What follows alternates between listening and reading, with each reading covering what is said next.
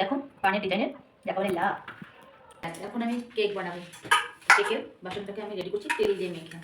আর কেকটা কী কী উপকরণ দিয়ে বানিয়েছি সেটা এখন তোমাদের সাথে শেয়ার করে নিই। যদি জানতে অবশ্যই ভিডিওতে কমেন্টে জানাবে, আমি তোমাদেরকে পরের ভিডিওতে অবশ্যই জানিয়ে দেবো। এখন আমি এই যে কেকের বাটিটার মাপে একটা পেপার কেটে নিয়েছি আর সেটাকে তেল দিয়ে ভালো করে মেখে নিয়েছি যেন কেকটা আমার উঠতে বেশ সুবিধা হয়। দেখো বসিয়ে দিয়েছি। পেপারটা যে আমি লাগিয়েছি কিন্তু এখানে সাদা তেল ব্যবহার করবে, কোনো সরষের তেল ব্যবহার করা যাবে না।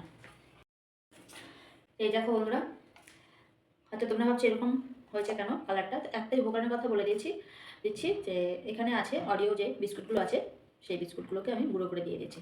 আর বাদ বাকি উপকরণ জানতে হলে অবশ্যই কমেন্ট বক্সে কমেন্ট করো, আমি কিন্তু নেক্সট ভিডিওতে জানিয়ে এইভাবে গাঢ়ভাবে গোলাতে হবে। আর গোলাটা গুলিয়ে মিনিমাম 8 ঘন্টা থেকে 1 ঘন্টা রেখে দিলে বেশ ভালো হয়, কেকটা সফট হয়। তো বন্ধুরা আমার কিন্তু মাইক্রো ওভেন নেই, আমি কী দিয়ে কেকটা তৈরি করছি অবশ্যই তোমরা দেখতে পারো।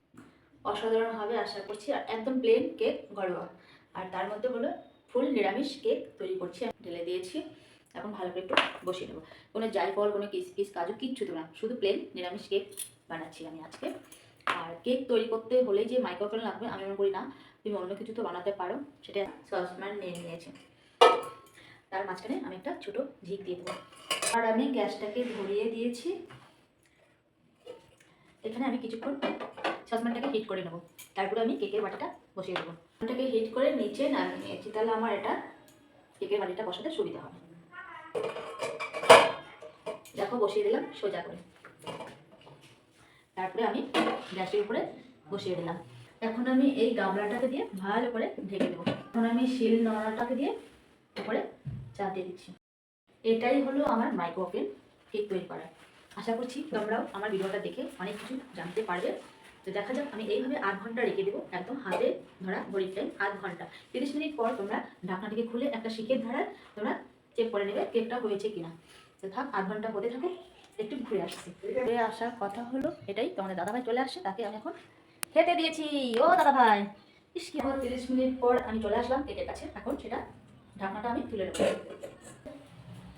এই দেখো কেমন হয়েছে বলো।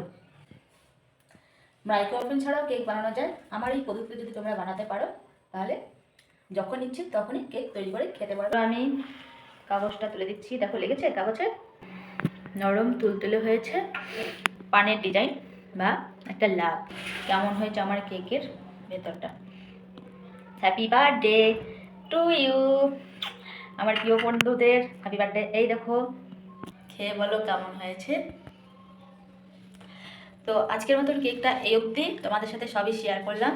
আর তোমাদের সোনা মা বলছে দারুণ হয়েছে।